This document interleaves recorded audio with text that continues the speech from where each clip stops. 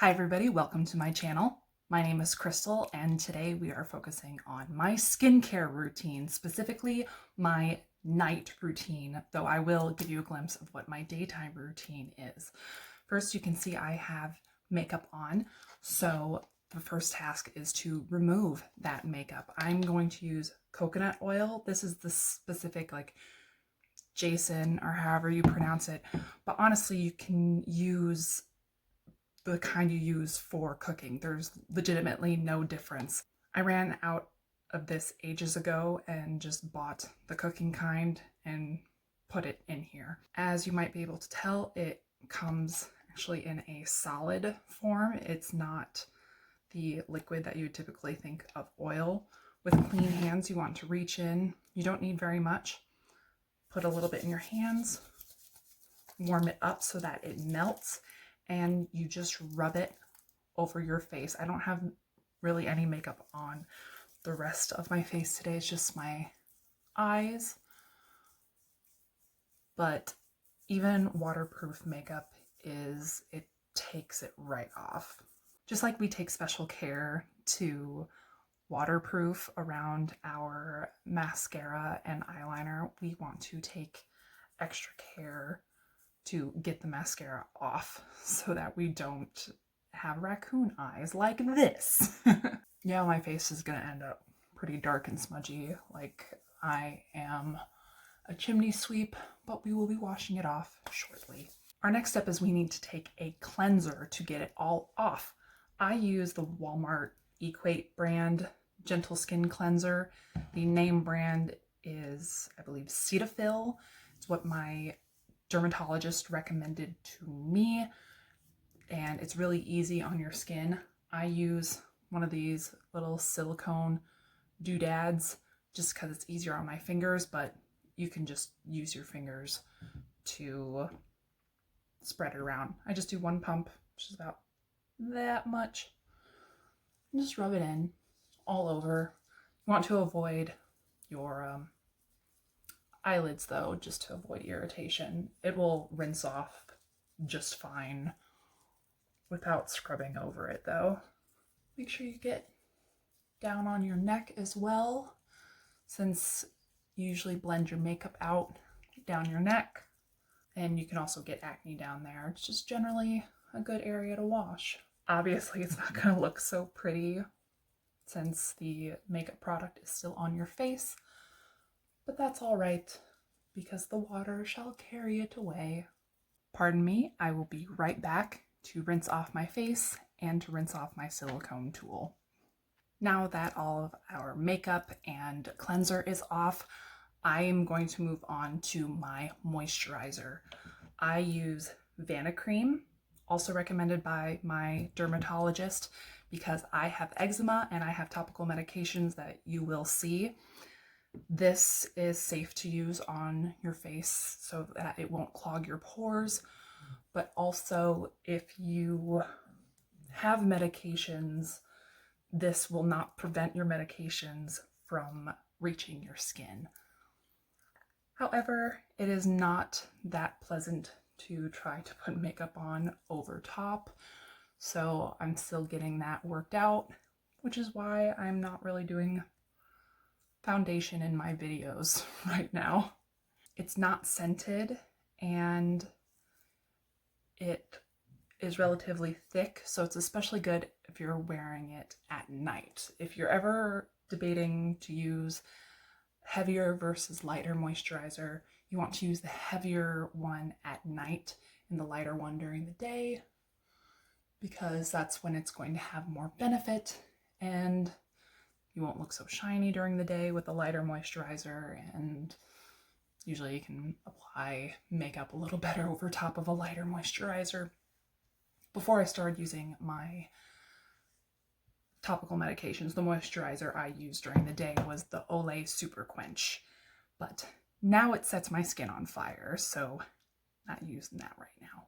The next product is a topical antibiotic, I do believe, clindamycin phosphate topical gel, which was prescribed by my dermatologist. So this is not something you're gonna go out and buy, but Just apply a little bit all over. This stuff can stain your clothes or your hair, so I take a little extra precaution not to get it on my eyebrows, to not hopefully bleach them. But another reason I put my moisturizer on first, help give it a little barrier. I also apply this in the mornings. I apply it in the morning and in the evening as per the instructions by my dermatologist. My next product is Differin Gel, which you can buy over the counter, but because it is so strong, I personally wouldn't recommend using it unless your dermatologist has said so, or if you have tougher skin than I, because you really have to build up to it, or at least I did. I had to start with only using it once per week, then twice per week, then every 3 days, now it's every other day. And what I was instructed to do is only to have a very tiny amount, not even enough to cover the tip of my finger, just to cover half my face. And the dangers of this product is that it has a delayed reaction by about 3 days. So if you start using it and think, oh, it's not that bad, my skin's tolerating it just fine, and you just go whole hog into using it more often, by the time your skin starts to actually respond to it and let you know that, hey, that's too much, your skin is fried. You will look like Two-Face from Batman, except it will be your whole face. I was that person before I started using the appropriate cleanser and moisturizer. So again, only enough to cover the tip of my finger, and use it on half of my face, taking special care not to get it on my eyelids at all, because that's not a fun time, let me tell you. The bummer about some of these products is when you're using them, you cannot use any menthol, because if you do, bring on the pain.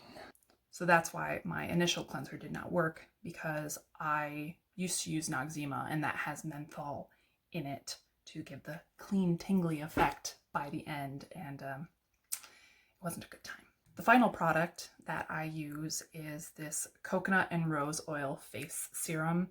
It was only $1 at Dollar Tree, and comes with a dropper. Put 1 drop on my forehead, 1 on each cheek, 1 on my chin, and then I pat it on. The reason I don't rub it is so it does not move any of my medicines anywhere and cause uneven coverage. The serum is not necessary, I just like it as a little extra bit of moisture. Plus I have plenty of it, and as long as it's not hurting me, I want to get it used up. Now the Differin Gel is only active at night, so that I only use in the evenings and every other day at this point, because I haven't had the chance to see my dermatologist for him to tell me otherwise, so I'm sticking with that. Another thing I do in the mornings that I do not do in the evenings is another prescription acne medication that it's benzoyl peroxide, and I usually use about a pea size of that all over my face. I usually put that on before the topical antibiotic, but after the moisturizer, and that helps clear up any existing acne I have, while the Differin Gel is actually changing how my skin works to prevent breakouts. If you have acne issues, I highly recommend you see a dermatologist once we can freely do those things, but this is what I do, and if you want, I can try to give a tutorial on what I used to do before my prescriptions, because it had worked pretty well for me for a while, but then hormonal acne became a thing and I needed to start taking a different approach. But my previous approach did work well for me for like a year. So I know it wasn't that caused the problem. It was very nice and definitely helped with my makeup application woes. So that's my nighttime skin routine. And now I'm off to brush my teeth and go to bed because it's a little late and I need some sleep. Stay safe, stay well, stay clean, get plenty of rest, and I will see you next time.